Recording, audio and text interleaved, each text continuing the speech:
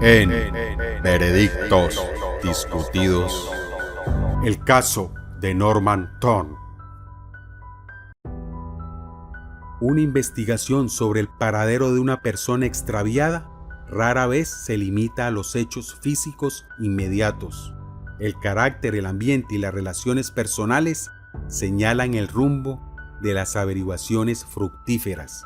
¿Qué pensaba la persona desaparecida? ¿A dónde querría ir? ¿Qué querría hacer? La respuesta, tal vez decisivamente importante, solo podía buscarse en su historia personal. La historia de Elsie Cameron fue lentamente recopilada. Punto por punto salió a la luz la triste y aparatosa historia, el galanteo, el compromiso de casamiento, las tentativas de Thorn para librarse, la determinación inflexible de la joven. Esta desventurada pareja se había conocido bajo piadosos auspicios, donde la fría llama de Wesley vierte su luz en Kensal Green. Elsie era sencilla, frágil e inclinada a la introspección. Thorn era fuerte, sano y en su tipo bien parecido.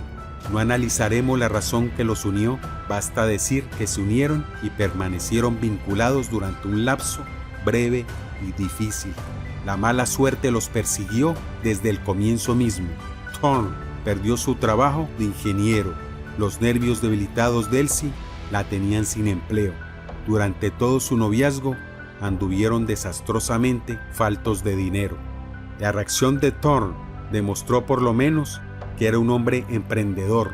Volvió la espalda al trabajo de ingeniero y con una pequeña suma prestada por su padre adquirió un solar de tierra en Crockborough y se dedicó a la cría de aves.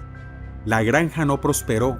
Vivía allí solo en una choza de 12 pies por 7, más sucia, estrecha y primitiva de lo que puede uno imaginarse. Aún así, Elsie no se desanimó. «Nos podemos arreglar en una choza como la tuya», le escribió, apremiando al indeciso. Era claro que la joven siempre había avanzado y el hombre retrocedido.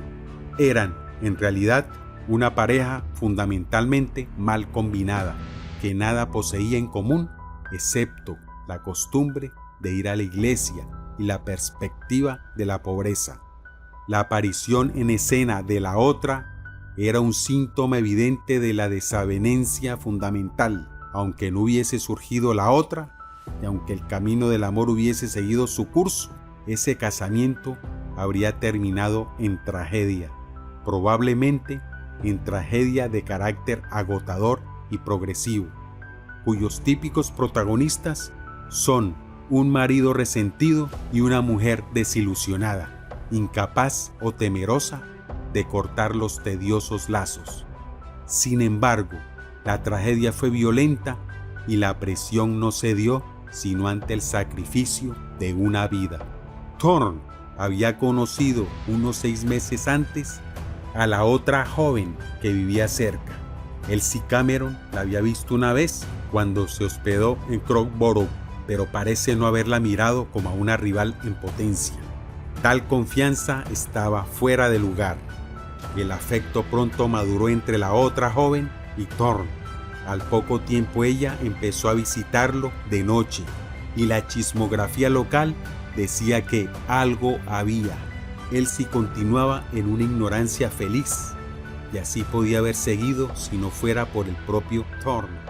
Deliberadamente prefirió revelar su falta, pero con seguridad que no lo hizo porque se lo aconsejara su conciencia. Su confesión fue significativamente regulada, lanzada como cálculo para quejarse del estado de Elsie y con intención manifiesta de diferir el casamiento inmediato que su novia apuraba ahora más que nunca.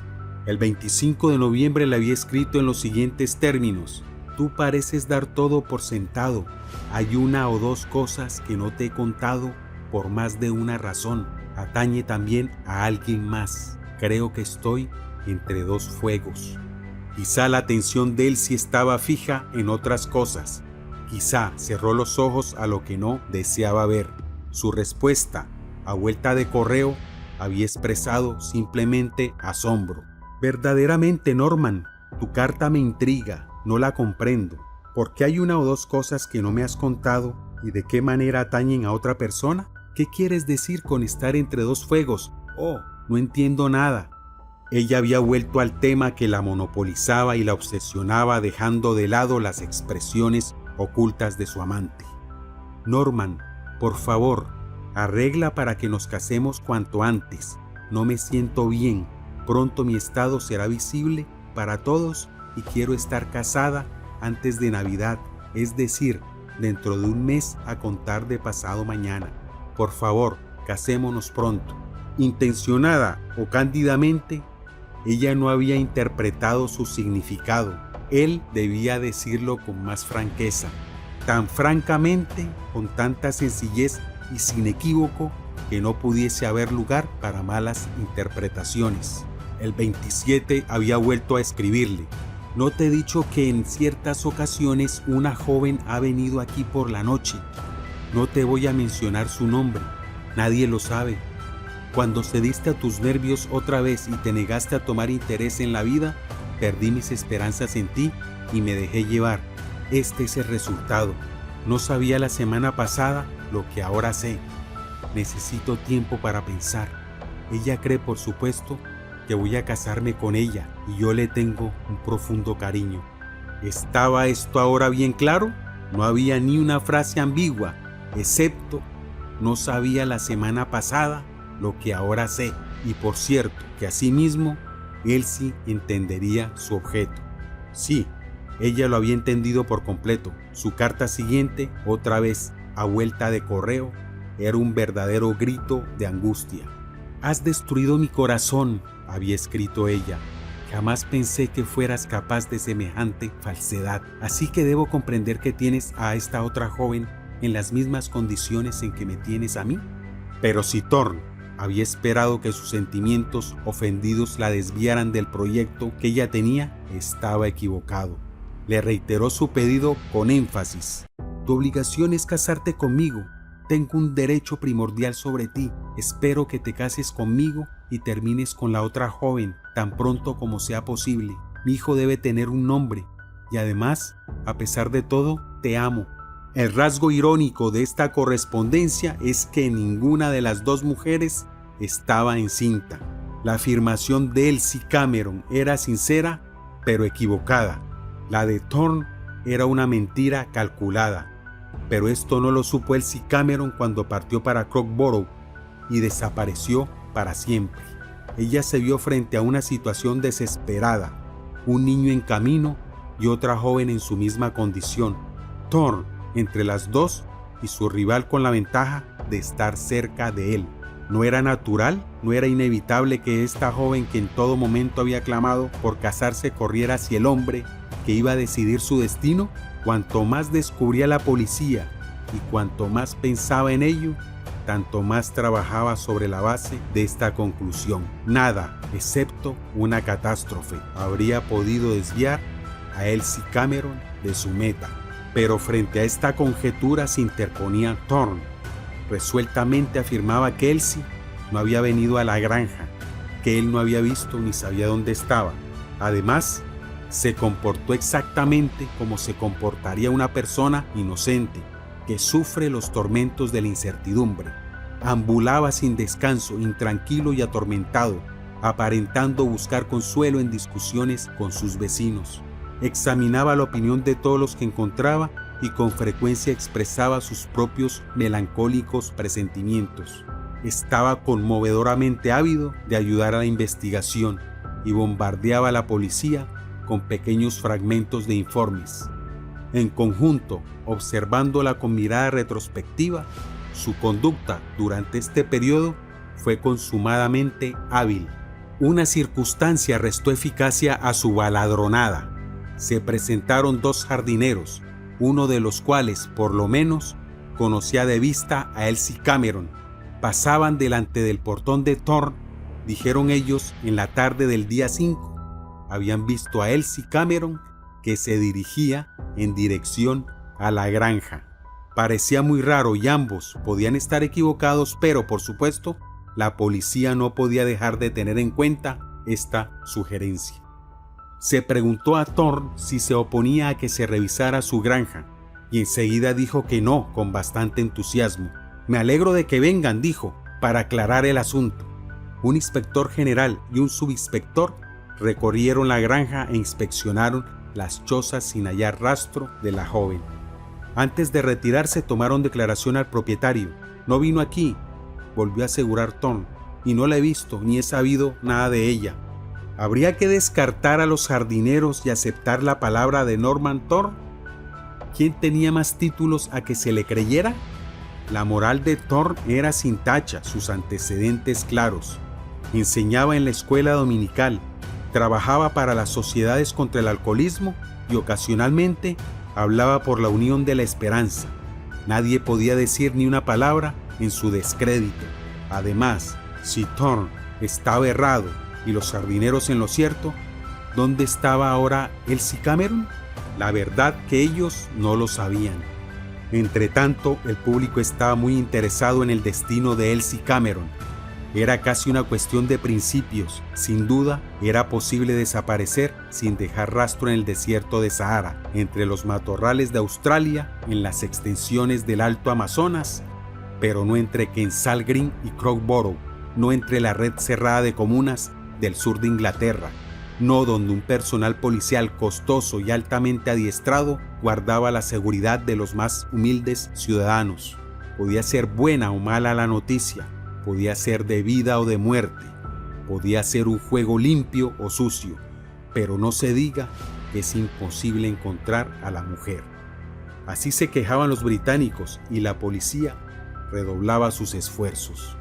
Un experto de Scotland Yard fue a colaborar con las fuerzas de Sussex, pero pasado diciembre, enero empezó su ciclo frío y todavía no se había hecho ningún adelanto apreciable.